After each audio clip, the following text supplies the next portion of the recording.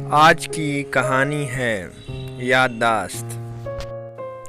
नीलेश बैठक में आया तो देखा वहाँ बैठे सभी लोग आगामी दिनों में उसकी होने वाली शादी के इंतजाम और व्यवस्थाओं पर बड़े उत्साह से चर्चा कर रहे थे। मेन्यू और साज सजावट पर सब अपनी अपनी राय बढ़ चढ़कर दे रहे थे। नीलेश को देखकर उसके पिता कह उठे, भाई जिसकी शादी है उसकी मर्जी भी तो पूछ लो। अपने पिता की बात सुनकर नीलेश ने तत्परता से कहा, मेरी तो इच्छा यही है कि मेरी शादी में आडंबरों और दिखावेबाजी पर फिजूल खर्च ना हो।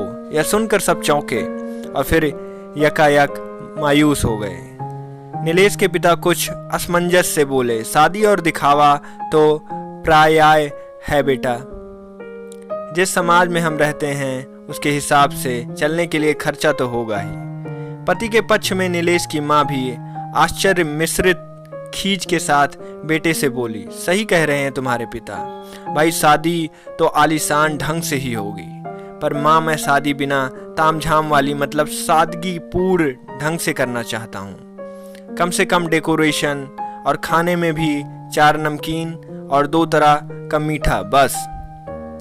यह सुनकर माँ गुस्से से बड़बड़ाई, ये क्या नया नाटक है, कैसी अजीब बात कर रहे हो। ऐसे गरीबों की तरह शादी करेंगे तो 4 लोग बातें नहीं बनाएंगे, खानदान में क्या इज्जत रह जाएगी हमारी। सादगी पूर्ण शादी से इज्जत को भट्टा कैसे लगने लगा माँ।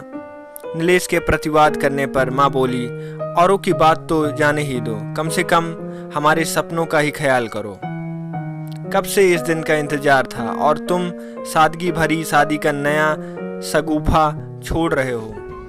माँ की नाराजगी और पिता के धर्म संकट को देखकर नीलेश बोला, अच्छा आप लोग नाराज मत हो, जैसी शादी आप चाहते हो वैसी ही करूँगा। यह सुनकर माँ के चेहरे पर तुरंत राहत के भाव आए। नीलेश ने मुस्कुराते हुए माँ के दोनों हाथ थामकर स्नेह से पूछा, अच्छा अब ये तो बताइए किसकी शादी की मिसाल रखकर आप मेरी शादी करना चाहती हैं। यह सुनकर माँ चहक कर बोली, दिल्ली वाली सुलभा जी ने अपने बेटे की क्या शानदार शादी की थी, तेरी शादी वैसी ही शान शौकत से करूंगी।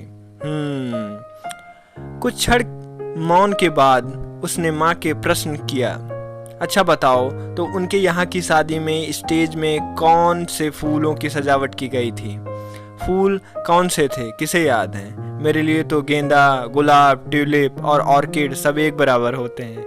माँ ने हंसते हुए जवाब दिया, अच्छा तो ये ही बता दो कि टेंट सामियाना कैसा था। नीलेश ने फिर पूछा तो माँ ने नीलेश की पिता की ओर देखा। उन्होंने भी कंधे उचकाकर अनभिज्ञता दिखलाई तो वह माथे पर सिकन डालकर बोली, अरे अब ये सब किसे याद रहता है, फिर यही बता दो कि खाने में क्या क्या बना था।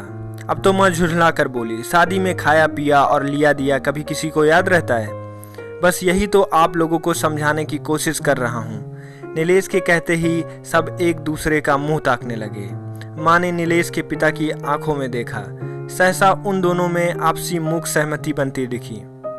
बैठक में छाई निस्तब्धता को नीलेश की माँ ने यह कहते हुए तोड़ा, लोगों की याददाश्त वाकई हमारी तरह ही होगी। ठीक है फिर जैसी तेरी मर्जी, 4 नमकीन और 2 मीठे में क्या बनवाया जाए यह तुम लोग तय कर लो। पिता ने सिर हिलाकर पत्नी की बातों पर सहमति जाहिर की तो नीलेश का चेहरा खुशी से खिल गया। शादी की व्यवस्थाओं को लेकर एक नई चर्चा नई सोच के साथ फिर से आरंभ हो गई। अगर आपको ये कहानी पसंद आई है तो प्लीज़ वीडियो को कर दें लाइक और ऐसी ही और कहानियों के लिए चैनल को कर दें सब्सक्राइब। आपका थैंक यू, शुक्रिया, धन्यवाद।